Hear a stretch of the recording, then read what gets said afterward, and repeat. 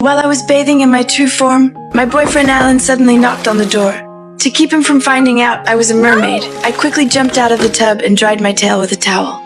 Alan was worried about me and managed to break the door open. Luckily, by then my tail had already turned back into human legs. He didn't suspect anything, though. He found it a little strange that I'd suddenly become shy. After all, I was the one who kissed him the very first time we met. His boat had an accident and he fell into the sea. But just as he surfaced, the out-of-control boat knocked him unconscious. I pulled him to shore and curiously watched him wake up from a distance. Alan spotted me right away. I was scared and wanted to go back into the water, but I couldn't hold back my feelings to him. So I walked up and gave him a kiss. Alan kept saying something to me, but back then, I couldn't understand him. After I returned to the sea, I picked up Alan's wallet on the ocean floor. I rushed home to find a map and compared it to the words on the cards, finally locating the city he lived in.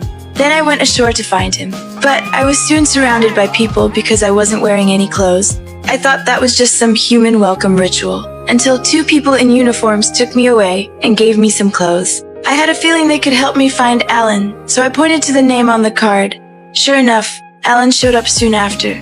I was so happy to see him that I kissed him again. Under the stunned gaze of the police, I successfully went home with him.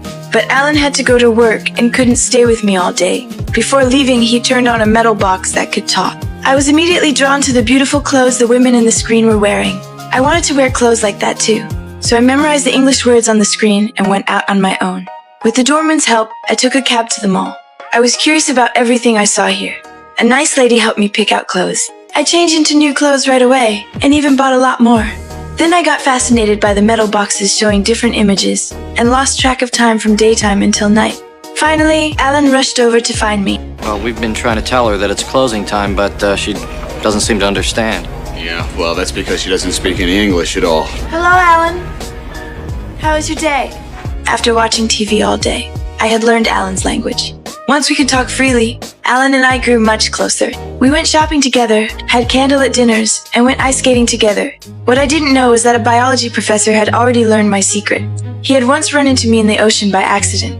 He was determined to prove the existence of mermaids to the world, and had been following me and Alan. After we finished our date, he finally found his chance. He turned on a high-pressure water hose without warning and soaked me completely.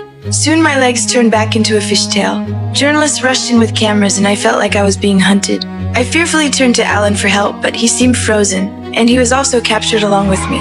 We were locked in the same water tank. I tried to get close to him, but Alan shrank back. I felt guilty for lying to him, but his reaction still hurt me. Heartbroken, I sank to the bottom.